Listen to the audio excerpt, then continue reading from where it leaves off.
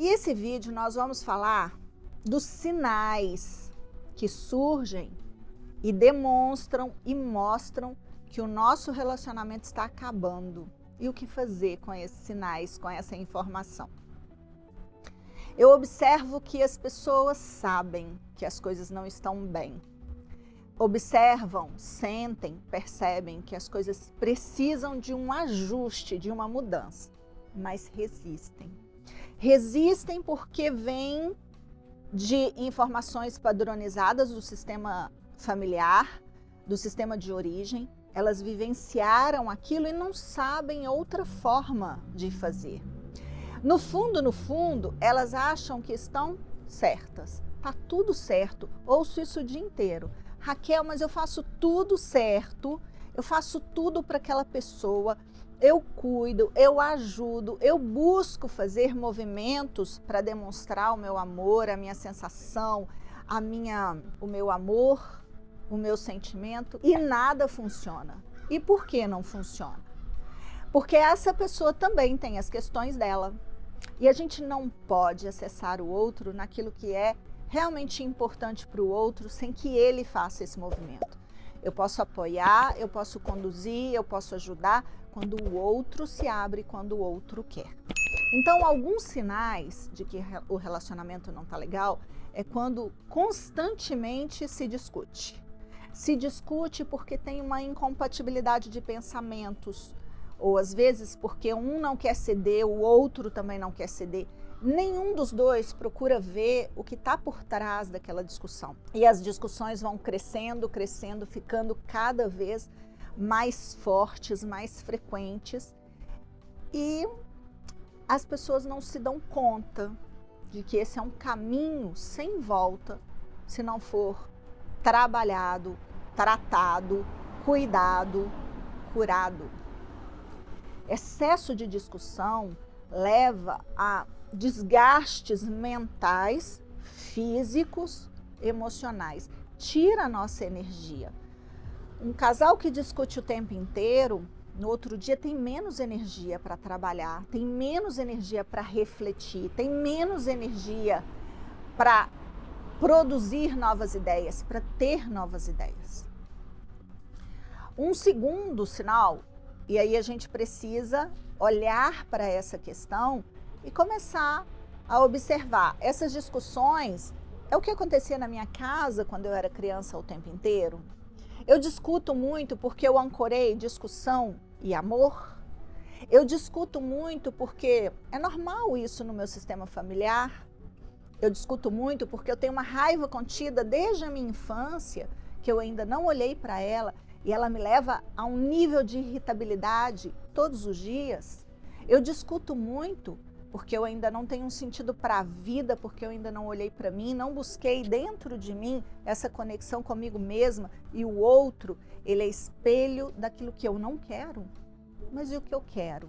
Eu já parei para olhar, para observar, para pensar, para sentir? Eu preciso fazer um caminho. Gente, eu falo isso há mais de 20 anos. Não existe outro caminho que não seja olhar para si, para que a gente tenha relacionamentos saudáveis. Não tem outro caminho que não seja identificar em si aquilo que está desgastando as nossas relações. Um segundo ponto de desgaste nas relações são as críticas constantes. Às vezes, a pessoa gosta uma da outra, as pessoas se gostam, mas critica tudo. E a gente precisa, eu tenho um exercício para os meus clientes que é a cada crítica 3 elogios. Até a gente acostumar, mas isso é falso, Raquel, que seja falso no início, até virar algo que me leve realmente à reflexão, que me leve a uma percepção do outro com mais compaixão, com mais condescendência e que realmente eu demonstre todos os dias o amor que eu sinto por essa pessoa. E não só falar para os outros ou ir levando a vida nesse desgaste porque eu estou na minha zona de conforto. Eu preciso mudar algo para que algo mude. Não vai mudar porque eu quero, vai mudar porque eu mudei. Então, quando eu olho para aquela pessoa e levo as características positivas dela em consideração, mais vezes do que as negativas, eu estou cuidando, eu estou protegendo, blindando o meu relacionamento. Raquel, mas só faz para me irritar? Não, não faz para te irritar.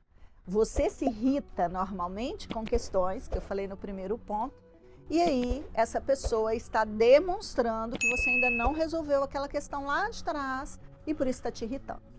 A gente precisa começar a ser autorresponsável, buscar essa autorresponsabilidade, porque senão não tem mudança. Se eu justificar que é o outro que está fazendo, que é o outro que faz o tempo inteiro, não tem solução. E a vida tem uma série de soluções, infinitas possibilidades que eu ainda não vejo porque eu estou olhando para um ponto só. Para mim, relacionamento não é amor, até porque a gente ainda não sabe amar, a gente vive muito de amor cego, é respeito e muita admiração. Então, cada ponto positivo que eu levanto da pessoa que está comigo, eu começo a admirá-la e eu começo a olhar de uma outra forma. Eu começo a reconhecer. Todos nós queremos ser amados, reconhecidos e aceitos. E quando isso não está acontecendo num casal, num relacionamento a dois, a gente está comprometendo esse relacionamento. O terceiro ponto, que é um desgaste que eu vejo constantemente, é não respeitar a opinião um do outro. Eu vejo dessa forma, ok, eu posso concordar com aquilo. E eu vejo de outra forma. Eu posso aceitar, acolher a opinião do outro e ficar com a minha. Por que que eu tenho que impor a minha opinião para o outro? Por que que eu tenho que ter razão o tempo inteiro? Esse é um dos grandes desgastes de relacionamento. Um quer ter razão, o outro também. E aí vira essa competitividade. Comunicação, competitividade são pontos importantíssimos dentro das relações. Eu não preciso competir com o outro, eu tenho o meu valor, eu tenho o meu espaço, eu sei quem eu sou, tenho a minha dignidade, a minha lealdade, eu tenho a minha admiração por mim, o meu respeito por mim, eu vou estimular isso no outro. Se isso não está acontecendo, é porque, principalmente nós mulheres, nós nos criticamos demais. Nós nos criticamos o tempo inteiro, nós falamos mal de nós, na nossa aparência física, de algumas questões, a gente se subjuga e quer que o outro quebre isso com uma fala. Isso é muito comum e isso é uma postura infantil. Esperar do outro aquilo que eu não estou me entregando, aquilo que eu não recebi na infância, aquilo que eu não recebi dos meus pais, um elogio, um comentário positivo, um olhar diferente, eu fico esperando que o outro faça, e o outro não tem essa obrigação de fazer, até porque ele também tem as questões sistêmicas dele. A gente precisa amadurecer de dentro para fora, amadurecer com amor próprio, reconhecendo e admitindo as nossas questões. Eu tenho usado com os meus clientes muito essa dinâmica de comunicação, pedir desculpas, falar que está tudo bem, que é isso mesmo, que a opinião dele também tem valor, que a opinião dele tem precedência em alguns momentos, tem prioridade em outros momentos, e que eu tenho a minha. Não necessariamente nós dois temos que ter a mesma opinião com relação a determinado assunto, a determinado fato. Nós podemos olhar para todas essas questões e ir encaixando, ir dosando, ir trocando, ir equilibrando, dar e receber em tudo, inclusive na comunicação, como eu falei aqui anteriormente.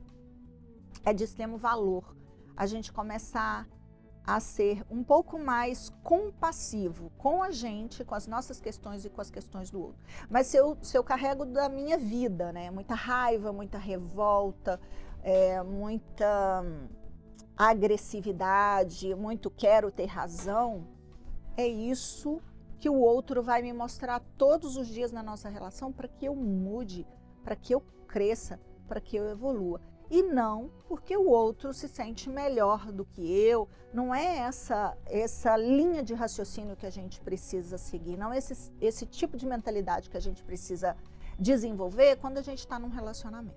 Com essas dicas, utilize essas 3 dicas e comenta, traz aqui pra gente no canal o retorno. Vocês vão ver resultado de uma forma muito rápida, muito prática, muito objetiva. E eu quero saber, me deixa saber. Se você gostou desse vídeo, você se inscreve aqui no nosso canal, compartilha, curte, porque só faz o nosso conteúdo chegar a mais e mais pessoas, crescer, e isso é de extremo valor, de extrema importância, é a sua forma de equilibrar a relação comigo. Comentando, compartilhando, curtindo, eu conto com você.